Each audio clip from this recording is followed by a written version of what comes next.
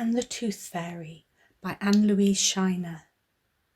On the far side of the forest, in that secret time between sunset and sunrise, when the sky draws its curtains over the earth, a tiny elfin creature unfurls and slowly creeps out of his daytime burrow from between the protruding roots of an old gnarled turkey oak.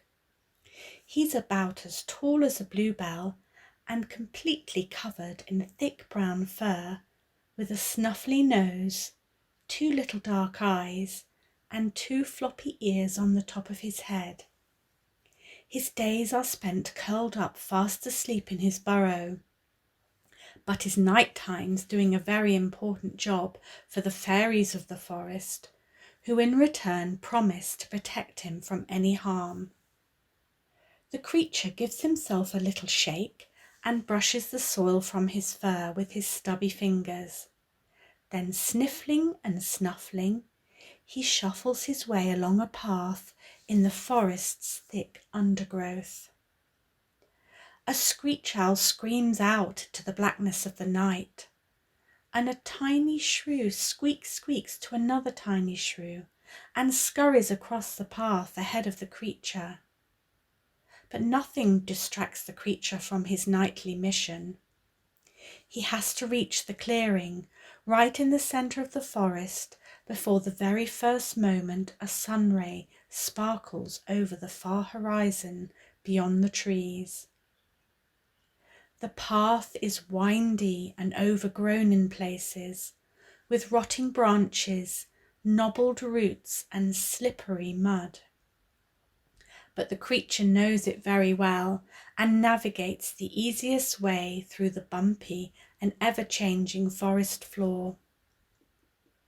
The path widens slightly, and there stands a lone ancient horse chestnut, with a thick streak of sticky sap oozing from a deep cut in its bark, as if it were weeping a long golden tear.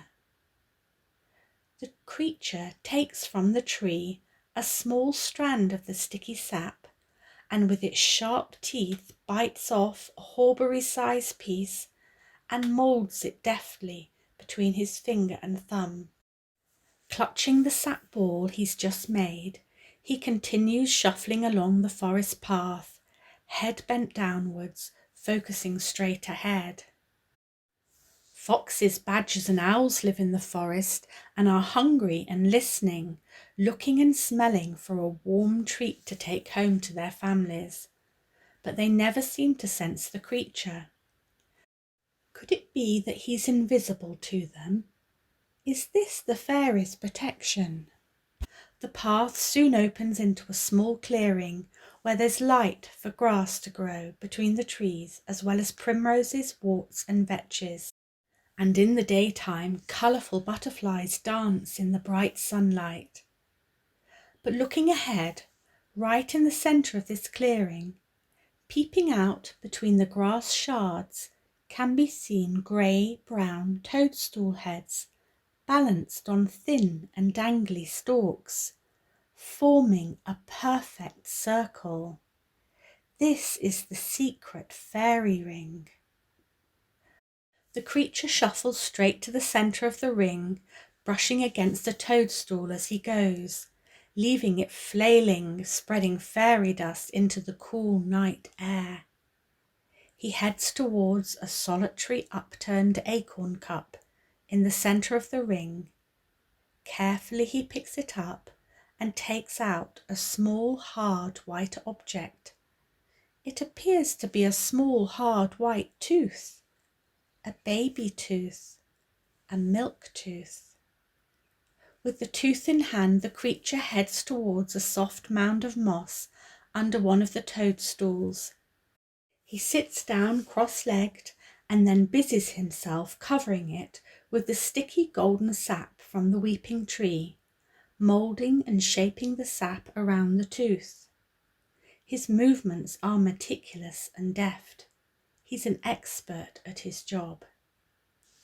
With great care, he places the sticky and golden tooth from between his finger and thumb onto the top of a toadstool at the easternmost point of the ring, scurries back to his well-worn path, and with swishes of fern leaves he's gone.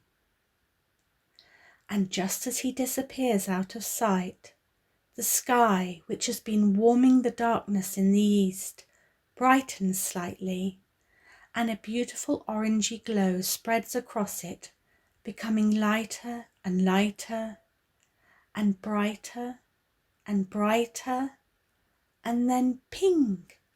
The first ray of sunlight shoots over the horizon. It travels straight between the trees and comes to rest on the tooth on the toadstool, and envelops it in a silvery golden ball of light. Then, as quickly as it came in the next moment, the golden light fades and the tooth on the toadstool is gone. But there, reflecting back the sun ray, like a mirror, is a small round silver object where the milk tooth once lay. It's a shiny silver coin.